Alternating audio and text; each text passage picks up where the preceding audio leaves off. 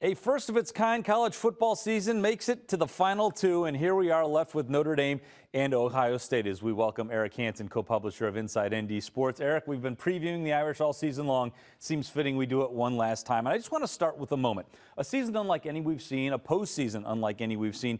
And now as Notre Dame prepares to play in what would be its second national title game in 12 years and trying to win its first title in 36, how big is this moment for Notre Dame and Marcus Freeman? Well, I think it's bigger than just trying to win a national championship.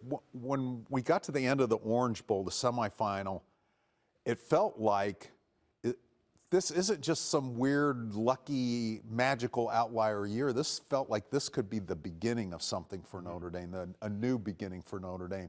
And I think these are the two real storylines. Yes, can they win the national championship? And B, are we going to be having these kind of conversations in the future? Sure, and we'll know that soon enough, but it does, I would agree, it feels like that seems more realistic today than it has probably at any point in the post-Lou Holtz era for Notre Dame. As far as the opponent is concerned, you get to this point, you should be playing the best team you're going to see all year. Notre Dame played a really good Georgia team. They played a really good Penn State team, but to my eye test, Ohio State is even better. If you're Marcus Freeman, what concerns you and what are you preparing for as you try and take on Ohio State? Yeah, when you look at the national rankings, they pass the eye test with the stats too. They look like past national championships. You look, and they're single-digit rankings in all the defensive categories, and you look on the other side of the ball, they're really difficult matchup because of the offensive balance. They have great receivers, and yet they have a really good running game. They have a quarterback who's got legs that can do the things that Riley Leonard does. So what do you try to take away? What are you giving up when you try to take things away?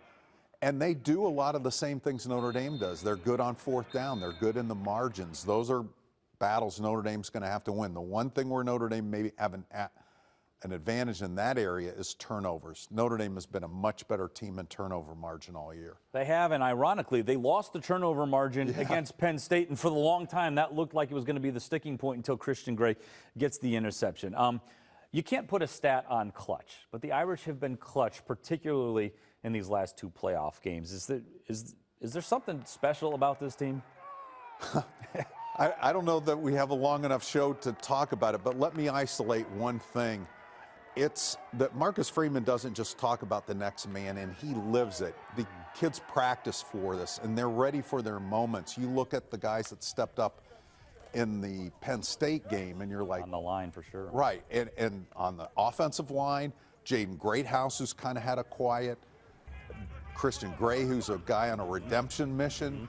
I mean, all these guys that you wouldn't have expected to be the hero in the game, there's a cluster of them, and it's because they buy into the culture. Riley Leonard said it best after the game, culture wins. Well, it has gotten Notre Dame to this point, and there's only one more game left to win. He's Eric Hansen, and Notre Dame and Ohio State will meet 1 week from tonight for the biggest prize in college football. Back to you. I'm Pete Byrne from WSBT-22 News. For more Notre Dame stories, like and subscribe to the WSBT-22 YouTube page. Thanks for watching.